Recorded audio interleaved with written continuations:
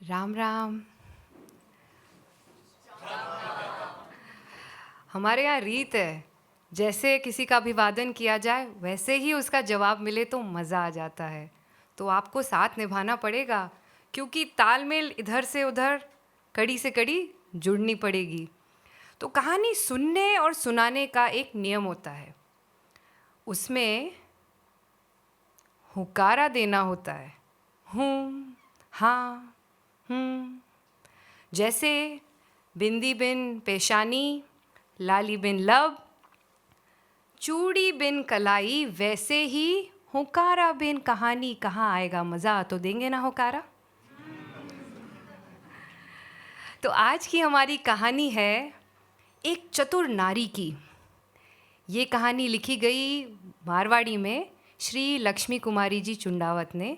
आपके समक्ष प्रस्तुत कर रही हूँ उसका थोड़ा बहुत हिंदी अनुवाद, ताकि आप, मैं, यहाँ पे सभी प्रस्तुत लोग उससे जुड़ सकें, उसे समझ सकें, उसका रस ले सकें। तो कोई त्रुटियाँ हो जाए तो क्षमा कीजिएगा और मज़ा लीजिएगा। तो कहानी है बहुत पुरानी। एक था राजा, उसका था एक राजकुमार, लाड बावला। हमारे कहते हैं लाड बावला, लाड गैला, यानी कि बिगाड़ा हुआ, अ ब्रैट इन शॉर्ट। पढ़ा नहीं, कुछ पढ़ाई वढ़ाई करी नहीं, बस खेल करी, मौज करी। और इस राजकुमार की शर्त ये कि जिससे शादी करूं उसके सिर पर जूते की 2 मार कर रोटी खाऊं। आज के ज़माने में तो कोई उसको लड़की छोड़ के जूता भी ना देवे, पर पुरानी बात है। तो पुरानी बात में उसकी ये शर्त। अब ऐसी अजीब, सरफिरे, बेवकूफ़, नामाकूल की शर्त कौन मंजूर करे। और जितने लोग सगाई संबंध लेकर नारियल लेके आते, उसकी शर्त सुनकर वापस भाग जाते।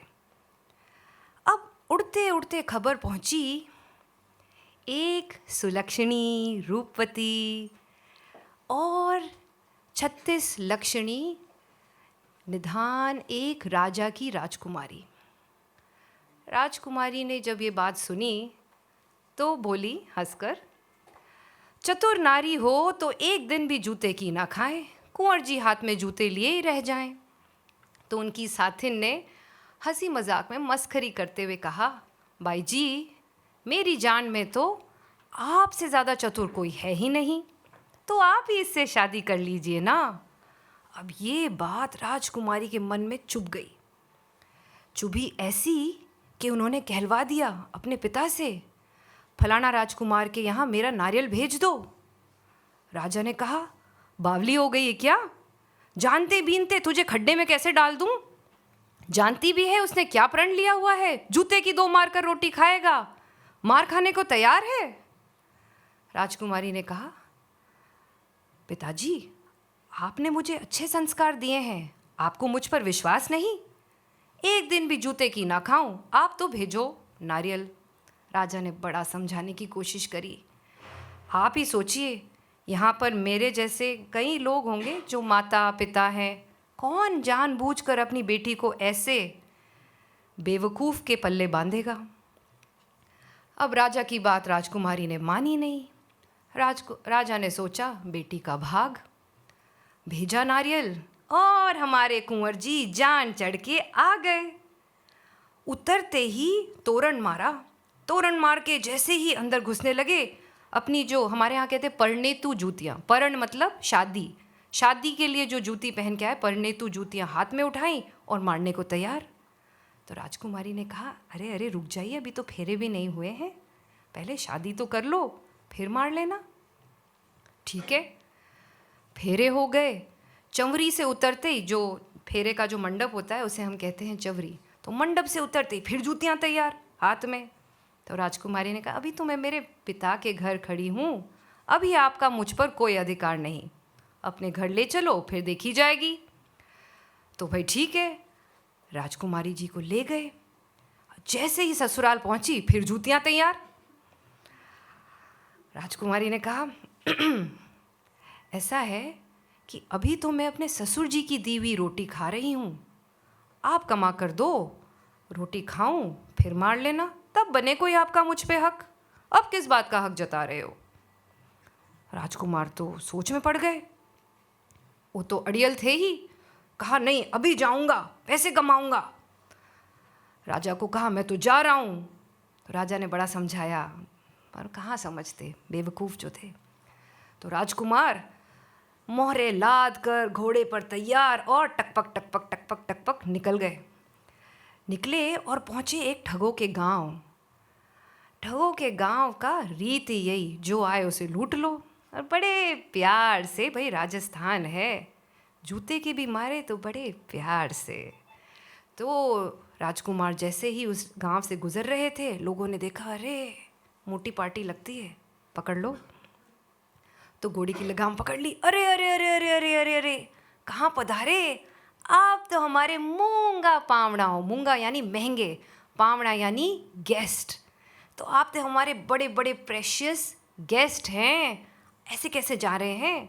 आपके पिताजी के तो हम पर बड़े एहसान हैं। आप पधारे, बिराजे हमारे साथ गोट जी में। गोट यानी कि एक बड़ा जीमण, यानी कि बड़ी पार्टी। इमेजिन कीजिए कि अगर आप किसी गांव में जाए, सभी गांव वालों को बुला लिया जाए, सब मिल बैठकर वो दावत का खाना एंजॉय करें, उसे कहते हैं गोट। तो उन्होंने कहा, अब गोट जी में बिना हम आपको जाने नहीं देंगे। तो भाई पकड़ के कुंवर जी को बिठा लिया। अब सब मिले हुए थे। जैसे ही गोट जी में बैठे, थोड़ी देर में गोट देने वाला जो घर का मालिक था चिल्लाने लगा, अरे मेरा सोने का प्याला गुम गया, अरे मेरे सोने का प्याला गुम गया, ज़रूर कुंवर जी ने लिया। अब बेचारे कुंवर जी बेवकूफ़ थे, लेकिन चोर नहीं थे। उनके घर में बहुत था, क्यों करेंगे चोरी? तो उन्होंने कहा, मैंने देखा नहीं, जाना नहीं, कैसी कटोरी, कैसा प्याला, कैसा सोना। पंचों को बुलाया। पंचों ने आके न्याय दिया। क्या? कि जो तलाशी लो और जिसके पास वो प्याला मिल जाए, वो अपना सारा माल मत्ता अगले को दे दे। ठगों का गांव, सब एक मत्ते के, सब मिले हुए।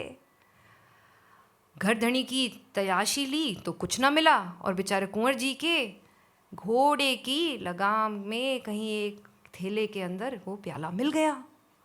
बेचारे कुंवर जी का सब माल मत्ता ले लिया। अब कुंवर जी जाएं वापस तो क्या मुंह से जाएं? डींगे हाँक के, छाती टान के गए थे कि जा रहा हूं कमाने। अब क्या? जैसे तैसे गुजारा कर रहे थे।